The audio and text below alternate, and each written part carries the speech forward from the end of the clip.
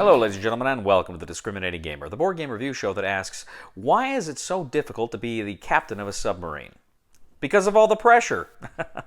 Ladies and gentlemen, today we're going to go ahead and take a look at By Stealth and Sea from TDG.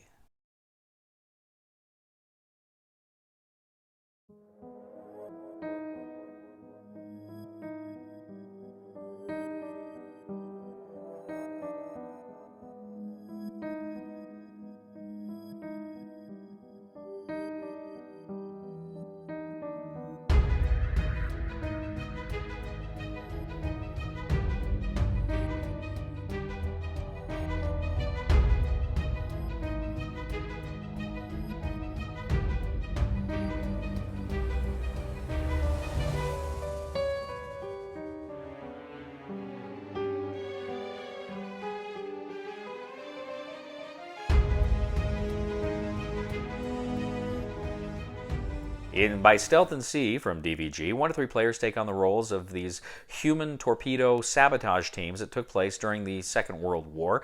The Italians are often poo-pooed for their contributions in that war, but in fact they actually had one of the best scuba sabotage teams that existed at the time.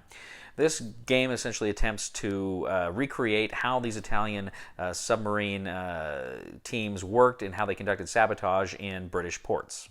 Now, throughout the game, you are playing SLCs. This is an Italian acronym for man torpedoes or, human-driven submarines. I prefer to think of them as Salt Lake Cities. I live in Salt Lake City. Now, you can play this game as a campaign, or you can select specific scenarios to play. But you go ahead, you figure out what you're doing, you select the scenario, and you go ahead and set it up. The maps are the harbors of the various harbors you're going to try to infiltrate with your teams, and you're also going to go ahead and get specific cards that represent the different SLCs, and you're also going to place different crew members, specific crew members, on those cards that have different abilities. Now, before you begin playing, you have a forward positioning phase. Essentially, you are going to see which of your teams get surge tokens. These are things that allow you to do re-rolls and so forth. And then also you're going to do fault checks. These are to see if there's any problems with your equipment, your engines, your scuba gear, etc., etc. And then you're going to go ahead and see if you have to make corrections for those.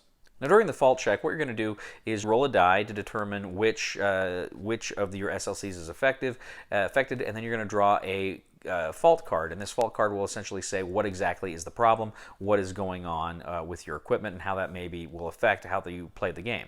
Now, typically, each operator is going to get 2 action points. If they're stunned, they're limited, but generally they can do 2 action points per turn.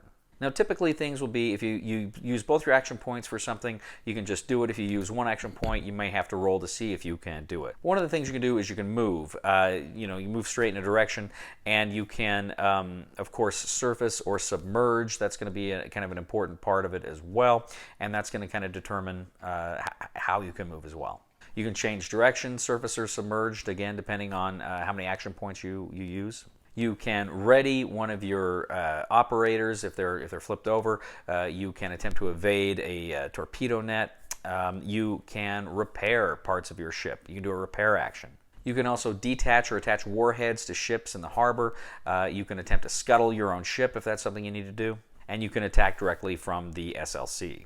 You can also try to escape. Some events may trigger you to try to escape, and that's also another action if you want to try to get away from your pursuers. Now, next you have the harbor defense phase, and when these harbor defenses kick in, you have the alert deck. It's got cards numbered from 2 to 12. Generally, you want to draw lower. Depending on the specific scenario and the board you're using, or other cards you put out there, it will say kind of what element of the harbor defense triggers. So, like, the searchlight may hit you at a 10 or above. So obviously you want to draw beneath the 10 in order to get past that. And then other things likewise will, if you draw the high number higher than than the value, equal to or higher than the value, then that specific harbor defense is triggered. So if you draw the searchlights, if you are detected, you place a searchlight token next to you. It's going to be a lot easier for the enemy to find you. You're also going to have patrol craft. You're going to see if the patrol craft can locate you. So if you've got a detected submarine from the searchlights, you go ahead, you place a patrol craft in its exhausted side right in front of the submarine. Next, any of the patrol craft that are unexhausted from a previous turn, they're going to start moving. If you're within, I think, 3 hexes of the patrol craft, it will come toward you. Otherwise, you'll consult the movement chart to see in which direction it moves. Now again, your patrol craft will attack you. You'll go ahead, you'll draw a card. Again, you're trying to draw low. If you draw high, then it succeeds in attacking you. If you're attacked and the operator card is readied, it goes to stunned. If it's at stunned, already at stunned and you get hit, then you are removed. That SLC is removed from the game. Next, you have the same thing. A shore-based mortar is going to try to take you out. Again, you do the alert deck, and then torpedo net defenses, you'll go ahead and try to do that with another alert deck draw. Next, you have the cleanup phase. What you're going to do is if any of the patrol craft are 4 spaces away from any of your SLCs, they're removed. Any patrol craft that are exhausted become unexhausted, and then you advance the time marker 1 unit. Now the game ends at the end of the last turn, during your time marker. If it ends there, or if all of the SLCs have been removed from the board, either the crew have scuttled and escaped, or if they have been defeated. Either way, that ends the game. Next, you go to scoring. Now scoring is based on a number of factors. Depending on if you were successful in getting into the harbor, blowing up ships, you go ahead and you get certain points based on that. Depending on your score, you can get an epic victory, a major victory, a minor victory, a draw, or a loss.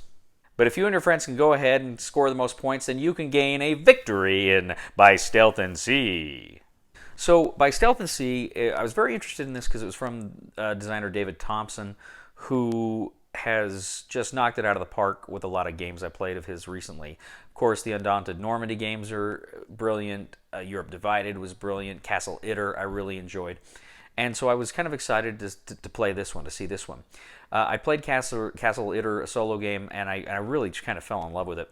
And this was another one. It's 1 to 3 players, but honestly, to me, it feels like it's probably going to get more use for more people as a solo game. I think you could potentially be eliminated in a 3-player game and then you're out. But with a solo game, then I think it makes more sense to play solo. But that's just me. The game's interesting. I really like the production value here. It looks good. Tokens look good. Cards look good. Boards look really good. First-rate production. Really like that. And I really like the theme here, too, because as I say, the Italians are often, like I say, kind of taken to task in the Second World War for not being very effective at all in the war.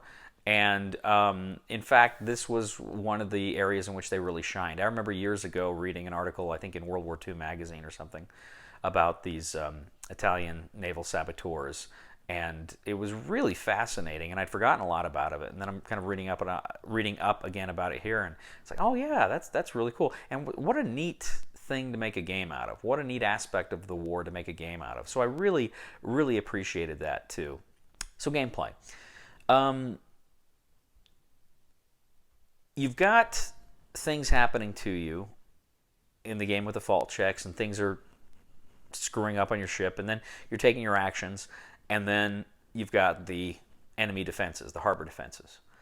And it seems like, in any game like this that's cooperative or solitaire, there's always that risk of the balance being, are you playing the game or is the game playing you? There's always that balance there. And what I mean by that is, when I say the game playing you, what I mean is do you spend more time doing upkeeping and having the game react to what you're doing rather than you doing things?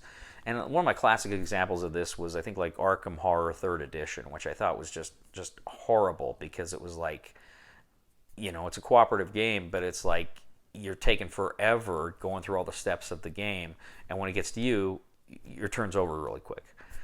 I kind of felt like there was a little bit of that here. I kind of felt like my turn, because I just played it solo. I haven't played it with friends. I've just played it solo. I kind of felt when I played that my turns were very short, and the game turns were long.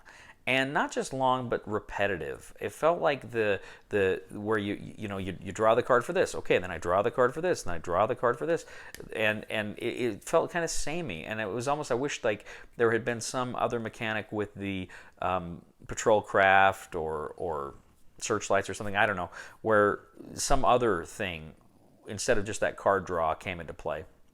And I do like too how, though you do draw the card, and if you draw a certain card, you got to remove like all of some of the like 6 lowest cards or something, and then you put them back in. I thought that was a pretty clever thing, but it just felt real samey to me, that aspect of the game.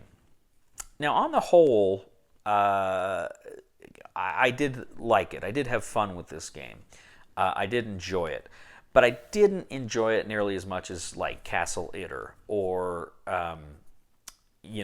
some of the other games David Thompson has created.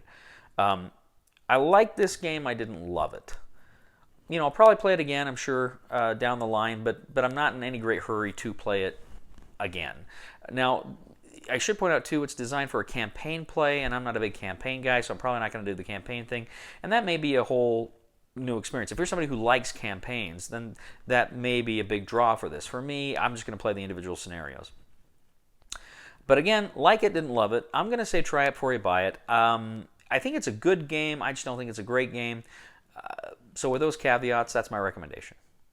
Ladies and gentlemen, thank you once again for joining us today on The Discriminating Gamer. As always, we ask you to please leave a comment for us on YouTube, on Board Game Geek, on our Facebook page, or on thediscriminatinggamer.com. We ask you to please like us on Facebook, subscribe to us on YouTube, and follow us on Twitter. We also ask you to please leave a thumb for us on Board Game Geek for this video. That helps us out a lot. And if you are interested in World War II and books about war and military history, I recommend you check out my other YouTube channel. That's Cody Carlson, PhD. Please check that out and subscribe. I'd really appreciate that as well. All right, ladies and gentlemen, let me leave you with this final thought. During World War II, a German U-boat was sinking, and in desperation, the German crew radioed to the nearest German naval base. And they said, "We are sinking, we are sinking." And of course, the reply came, "What are you sinking about?" Please somebody help me on my feet again, and I don't know where I'm going, and I don't know where I've been. Please somebody help me on the solid ground. It's a long time, and I've been dying. Once a year I wind up in the band. Truly, The Discriminating Gamer has fundamentally transformed the board game review culture as we know it.